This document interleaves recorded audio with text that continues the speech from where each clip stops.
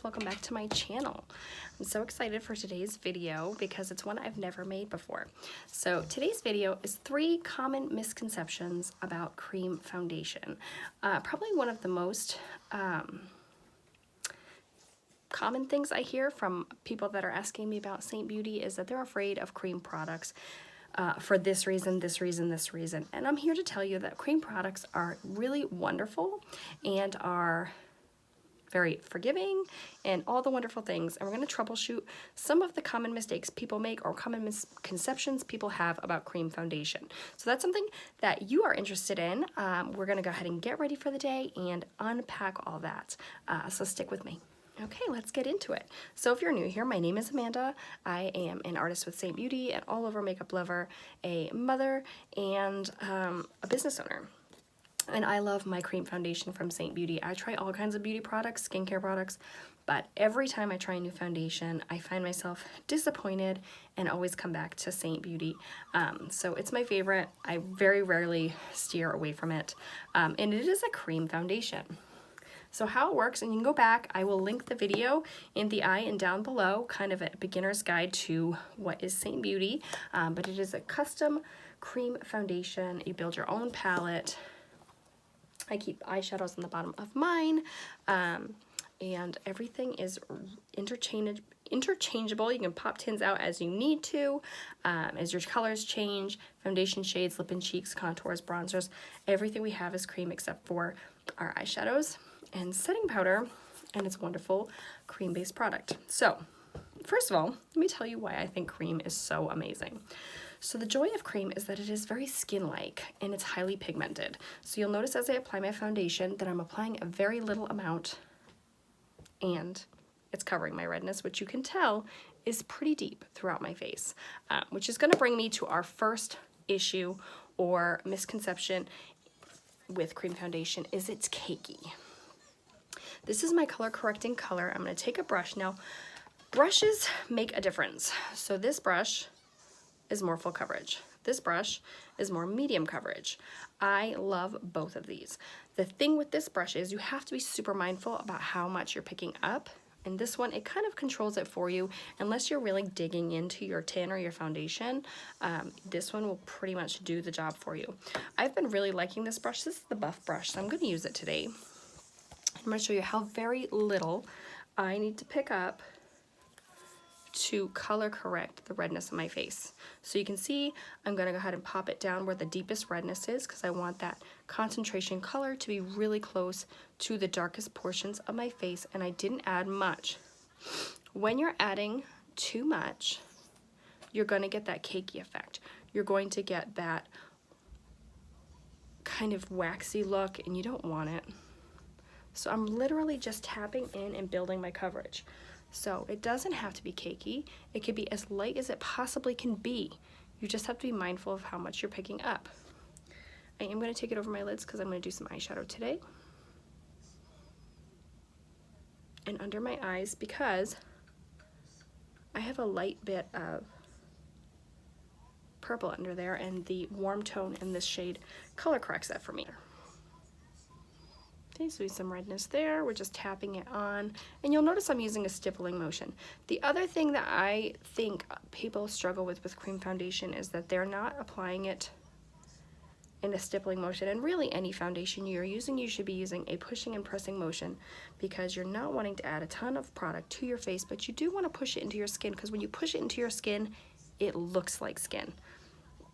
I'm going to take a bit of a lighter shade, this next shade here, on my jaw because my jaw is lighter than where I've color corrected. And you'll notice that it's very luminous. You can still see my skin texture, but the redness, the distraction is corrected. And that's what we want with makeup, don't we? We want to get rid of those distractions. For me, a distraction is the lighting today. You'll have to forgive me. I am working on a lighting situation that works for me for YouTube. Okay, Okay, so just pushing and pressing that, again, amber shade, and I'll put all the shades I use below, and I'll also put my color match link, so if you have any curiosity of the product, you can get color matched, it's free. I can certainly help you pick shades that will match your skin tone. Now, if I wanted to go heavier with this, I really could, and that's a video I can do in the future, kind of full coverage versus light coverage, but I'm a light coverage girl, a light to medium coverage girl. I like to see my skin, because for 38, I don't think my skin is bad. I don't have a lot of melasma, I don't have a lot of texture. I have a little acne here, but overall that's just hormonal. I don't get a lot of acne. So I'm okay with letting my skin shine through. Now I am going to color correct my acne here. I'm going to grab a bit of a darker color. Now one would think you're going to do the concealer or a lighter color on my acne, but my acne is red and purple, so I'm going to put something with an orange tone. Here too, there's a little bit of a purple vein, so I'm going to be careful to get rid of that with just a tiny bit of this color. It's called Mango. Here I have a little bit of purple. Okay, so very little product is getting that pigment under control, those distractions. Now, the other misconception about cream makeup is that it is too dewy and it's not for oily people. That couldn't be farther from the truth. I have plenty of clients that are oily that find that cream makeup helps with their oily skin. Oily skin sometimes is just oily skin, but sometimes oily skin is the absence of moisture in the skin, and your skin is producing excess oil to overcompensate for it. So really, when you think your skin is oily, your skin is dry. So a lot of times, if you're using a more emollient foundation and you kind of up your skincare a bit, you're going to get yourself out of the oily skin region. You might always have a little bit of oiliness to you, because sometimes that is what it is with hormones and everything else that goes into those things. But sometimes you just need a little bit of help in the oil and moisture department. And this is a really emollient product because it is, in fact, a cream. Now, I have dry skin, and I also have really good skincare. But I will say that this product, back in 4 years ago almost, when I began using it, really helped balance my dry skin out. I don't have the dry skin and the texture that I did when I started. So make sure I have the coverage I want before I add my contour. Creamed contour and cream bronzer are all the rage right now. I feel like an old lady saying that, but they really are, because they are incredibly blendable and forgiving, which is the other thing I want to talk about. Cream product is hard to use. Cream product is probably the least difficult to use because it doesn't set down. It doesn't set down until you set it down with a setting spray, a setting powder, however you choose to set your makeup, which brings me a little bit back. Sorry, I get a little squirrely, a little bit shiny. You see something shiny and you go off. You can mattify your makeup. So I like this dewy look. I like seeing that glow. But again, I have dry skin, so it doesn't bother me. If you are one that does not like the glowy look, that likes a matte look, use a setting powder. Make sure it's translucent, put it on a sponge or a brush, and just press it into the skin versus like dusting it everywhere, because that's how you create texture, and excess powder is how you get texture, and no one really wants that powdery texture on their face. So just press it into the skin, set the makeup down, and you have a matte look. And if you're oily, just set the key areas where you are oily, and then you have no problem. So it works for oily people. It can be matte, and I will do a video about that too if you'd like. It doesn't have to be all or nothing. It doesn't have to be, I have oily skin, I cannot use a cream product. I am really into matte looks, so I can't use a cream product. You can. Because like a liquid foundation, wouldn't you mattify it, or wouldn't you use the powder? It's the same thing. Just adding a little contour to the edges of my face here. Make sure you blend it into the hairline.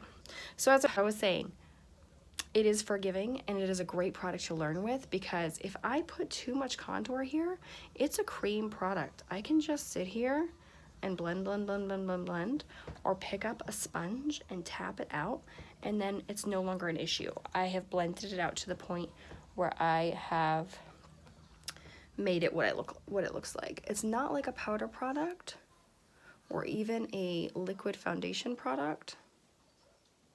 I see a spot here I want to fix.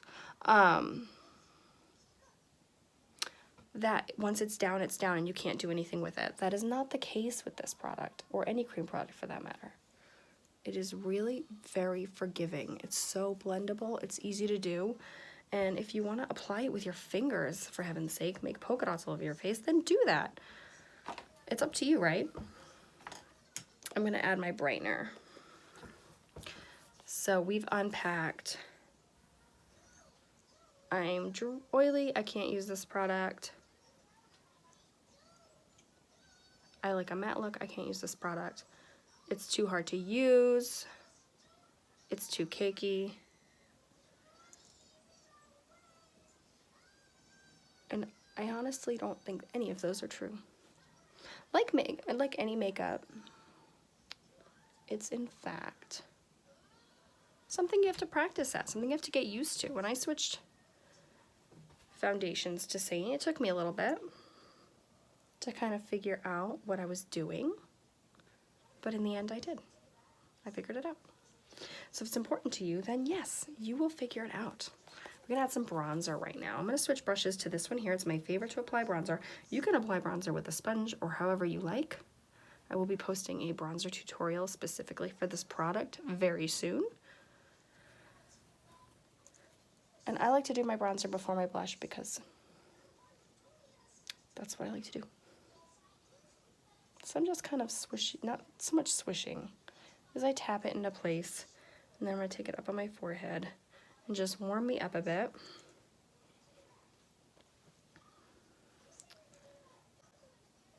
Let's add some blush. I'm gonna pick from some of these colors. In fact, the color I want is not here, but that's okay.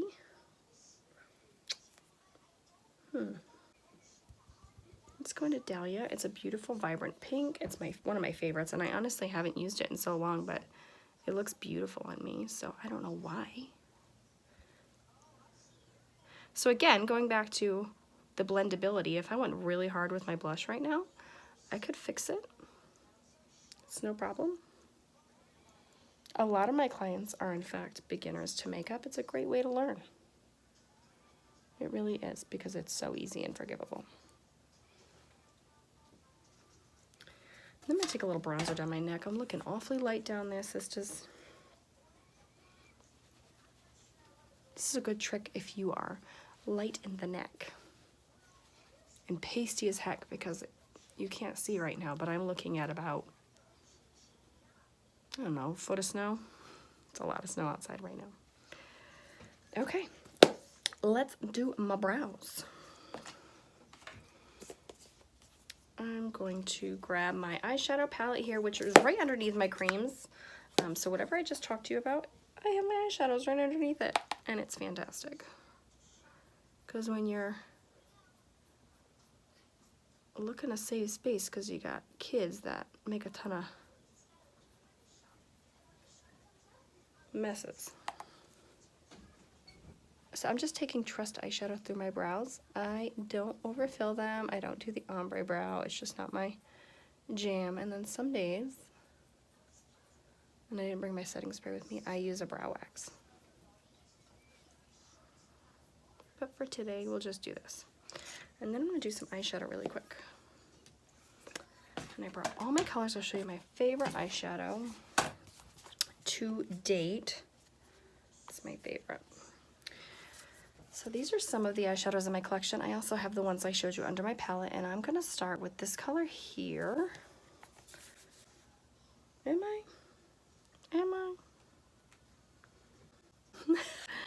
This color down here called Oak. And I'm just going to take it on the fluffy end of my brush and begin tapping that into a crease and above. We're just doing a very simple eye look.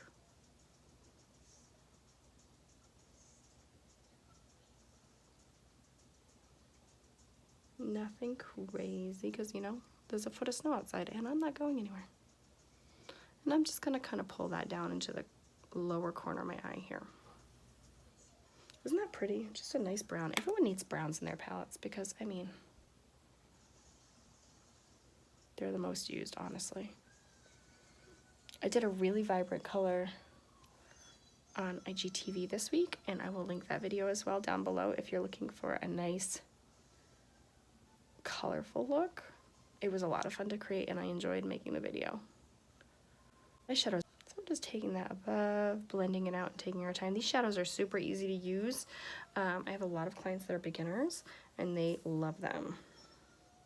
I'm gonna take that color Philly right here and take that on my outer, yes, I am.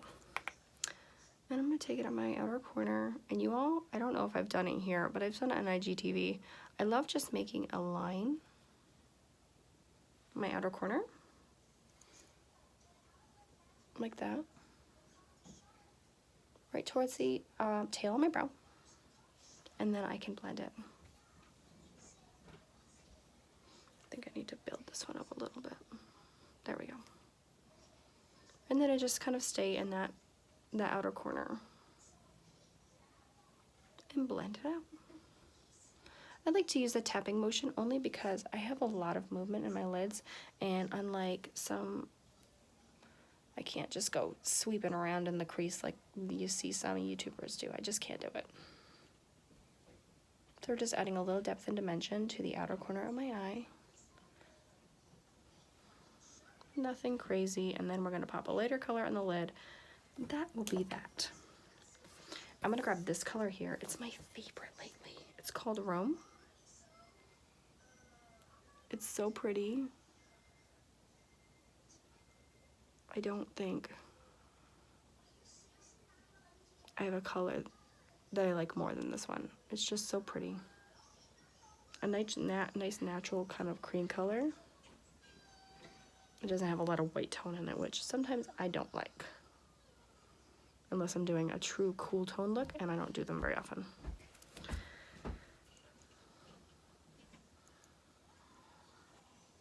Okay, make sure everything blends, and then we'll do a little bit of liner. Look in my thing here. I did something wonky there. I put my finger down and it picked up my foundation because I haven't set it down. Take your brush. All done. Gone, gone, gone. Just press it back in. No adding new product. That will add to the cakiness that we have talked about. And that spot is gone. You're just adding a little bit of pressure and it moves the product. Okay, I'm just gonna take some of that contour from my palette, a Real Techniques brush, and take some contour along my lip line. Talking while I do this is tough. Those are my kids.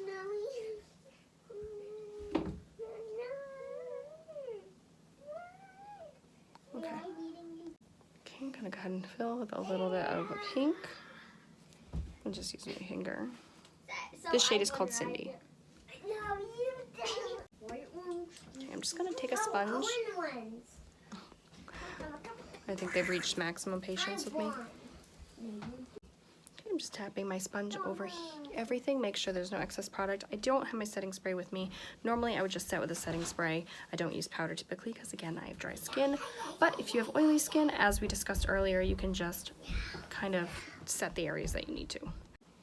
Well, that's the conclusion of today's video. I hope that answered some of the questions that you have about using a cream-based foundation. If you have any questions, concerns, you can drop them in the comments or send me an email. I'll put all that information in the description box and link my beginner's guide to Saint in the eye and down below. Thank you so much for watching and have a great day.